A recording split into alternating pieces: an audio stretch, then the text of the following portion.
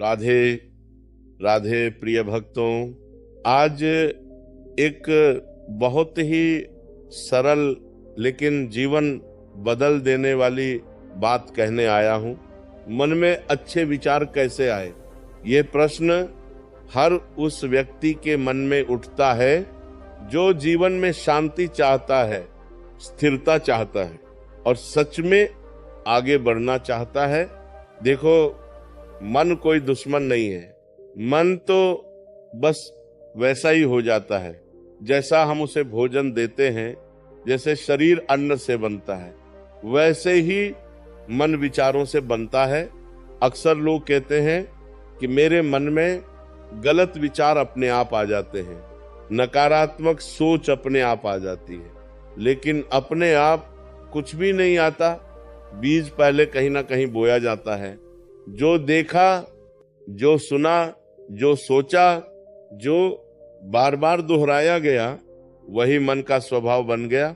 अगर दिन भर तुम शिकायत सुनोगे, निंदा करोगे, दूसरों की तुलना करोगे, मोबाइल पर व्यर्थ की चीजें देखोगे, तो मन कैसे पवित्र रहेगा?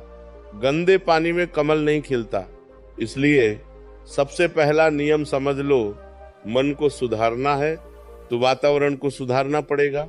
सुबह उठते ही मोबाइल मत उठाओ, उठते ही संसार की आवाज मत सुनो, उठते ही भगवान का नाम लो, चाहे एक ही नाम हो लेकिन प्रेम से लो। मन को पहला आदेश वही होना चाहिए।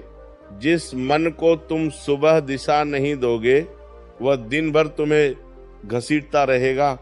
मन छोटा बच्चा है, उसे जो सिखाओगे वही सीखेगा। अगर तुम उसे डर सिखाओगे, वो डरपोक बनेगा। अगर उसे क्रोध सिखाओगे, वो क्रोधित बनेगा। और अगर तुम उसे विश्वास सिखाओगे, वो मजबूत बनेगा। अच्छे विचार लाने का अर्थ ये नहीं कि बुरे विचार आए ही नहीं। बुरे विचार आना स्वाभाविक है। प्रश्न यह है कि तुम उन्हें बैठने देते हो या नहीं।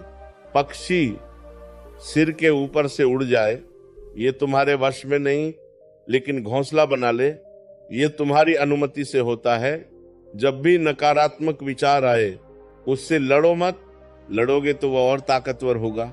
बस उसे देखो और मन ही मन कह दो, ये मेरा विचार नहीं है, ये केवल एक आगंतुक है। और फिर भगवान के नाम में मन लगा दो। नाम में बहुत शक्ति है। नाम का अर्थ केवल शब्द नहीं होता। नाम स्मरण का अर्थ होता है कि तुम अपने आप को याद दिला रहे हो कि तुम अकेले नहीं हो। जब मन ये मान लेता है कि मेरे साथ कोई है, तभी भय कम होता है, चिंता कम होती है और अच्छे विचार जन्म लेते हैं। लोग पूछते हैं, महाराज जी, मन बहुत भटकता है, क्या करें? मैं कहता हूं, मन भटकेगा ही। जिसने मन को स्थिर कर लिया, वह शरीर में रहते हुए भी मुक्त हो गया। लेकिन अभ्यास से भटकाव कम हो जाता है। जैसे नदी जब तक किनारे ना पाए, तब तक इधर उधर बहती है। भक्ति और विश्वास मन के किनारे हैं। एक और बहुत बड़ी बात समझ लो, मन खाली रहेगा तो शैतान का घर बनेगा। मन को व्यस्त रखो, लेकिन व्यर्थ में नहीं, सार्थक में। सत्संग सुनो, अच्छे ग्रंथ पढ़ो, किसी की सहायता करो, किसी के लिए प्रार्थना करो। जब मन किसी और के लिए अच्छा सोचता है, तभी वह स्वयं अच्छा बनता है। अक्सर मन इसलिए भी अशांत रहता है क्योंकि हम हर समय परिणाम की चिंता करते हैं। मैंने ये किया, उसका फल क्या होगा? उसने मेरे साथ ऐसा क्यों किया? मुझे ये कब मिलेगा? देखो, ये सब प्रश्न मन को कमजोर बनाते हैं। तुम्हारा काम है कर्म करना। परिणाम का बोझ भगवान पर छोड़ दो। जिस दिन तुमने यह सीख लिया कि जो मेरे नियंत्रण में नहीं है, उसके लिए मैं चिंता नहीं करूंगा, उसी दिन आधी नकारात्मकता समाप्त हो जाएगी। चिंता भविष्य की बीमारी है और पछतावा अतीत की बीमारी। अच्छे विचार वर्तमान में जन्म लेते हैं। मन में अच्छे विचार लाने का एक सरल उपाय है। कृतज्ञता, रात को सोने से पहले 3 बातें याद करो जिनके लिए तुम धन्यवाद दे सकते हो, चाहे छोटी ही क्यों ना हो। धीरे धीरे मन अभाव नहीं, उपलब्धि देखने लगेगा। कभी कभी मन कहता है मेरा जीवन ही खराब है। उस समय अपने से भी दुखी किसी व्यक्ति को देखो, सेवा करो। जब तुम किसी के आंसू पोंछते हो तब तुम्हारे मन की गांठ अपने आप ढीली पड़ जाती है। याद रखो, मन को आदेश देने से नहीं, उदाहरण देने से सुधारा जाता है। जैसा जीवन जियोगे वैसा मन बनेगा। अगर तुम सादगी से जियोगे, मन हल्का रहेगा। अगर तुम दिखावे में जियोगे, मन भारी रहेगा। बहुत लोग कहते हैं मैं चाहकर भी अच्छे विचार नहीं ला पाता। मैं उनसे कहता हूं तुम चाह तो रहे हो, लेकिन आधा मन संसार में छोड़े हुए हो। जब तक तुम आधा आधा जियोगे तब तक मन भ्रमित रहेगा। जो करना है पूरे मन से करो। जब प्रार्थना करो तो घड़ी मत देखो। जब किसी से प्रेम करो तो स्वार्थ मत देखो। जब सत्य बोलो तो डर मत देखो। यही पूर्णता अच्छे विचारों की जड़ है। और एक बात बहुत ध्यान रखना, जिससे तुम बार बार मिलते हो, जैसा सुनते हो वैसा ही तुम्हारा मन बनता है। अगर तुम हर समय नकारात्मक लोगों के साथ रहोगे तो तुम्हारा मन भी वैसा ही हो जाएगा। इसका अर्थ यह नहीं कि तुम घमंडी बनो, बस दूरी बना लो। मन को शांत करने के लिए मौन बहुत आवश्यक है। दिन में कुछ समय बिना बोले, बिना सुने, बस श्वास को देखते हुए बैठो। ये अभ्यास मन की गंदगी को नीचे बैठा देता है। जब मन शांत होगा तब अच्छे विचार अपने आप आएंगे। तुम्हें उन्हें पकड़ना नहीं पड़ेगा।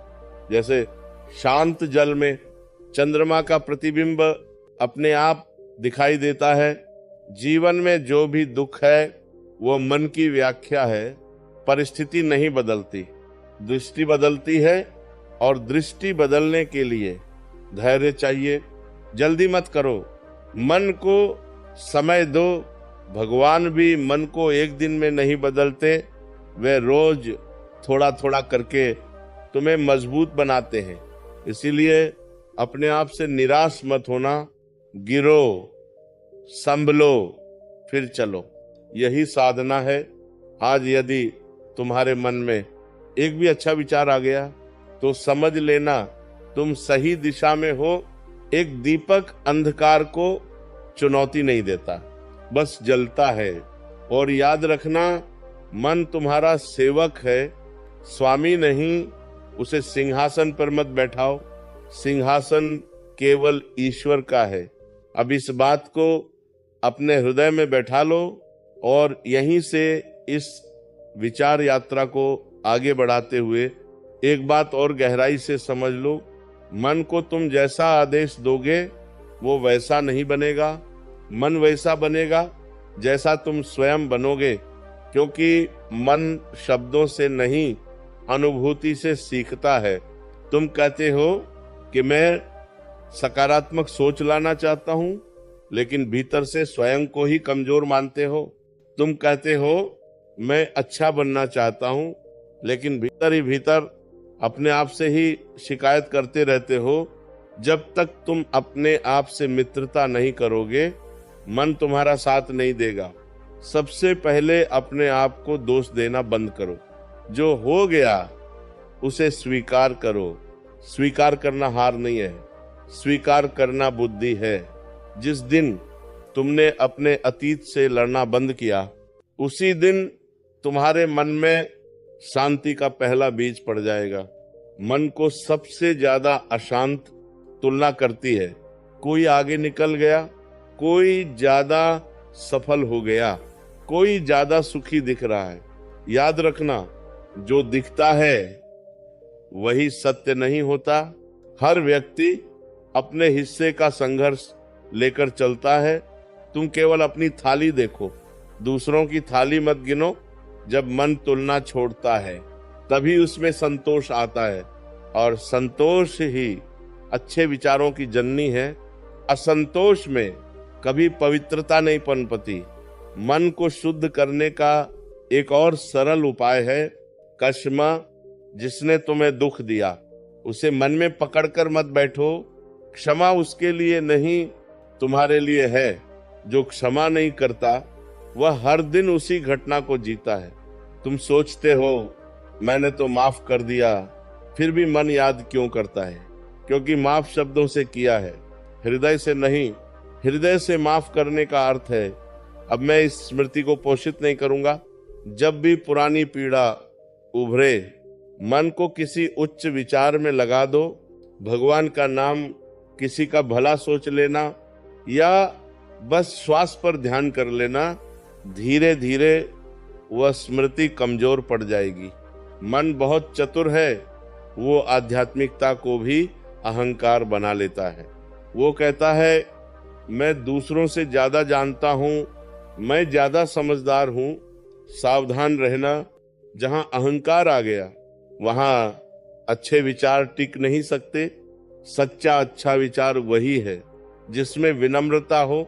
जैसे पेड़ फल से लदा होता है तो झुक जाता है, जो झुकना नहीं सीखता वो टूट जाता है। मन में बार बार भय आता है, भविष्य का भय, असफलता का भय, अपमान का भय। भय इसीलिए आता है क्योंकि तुम अपने आप को अकेला मानते हो। जिस दिन तुम्हें यह अनुभव हो गया कि जो चल रहा है वो किसी योजना के अंतर्गत है, उस दिन भय कमजोर हो जाएगा।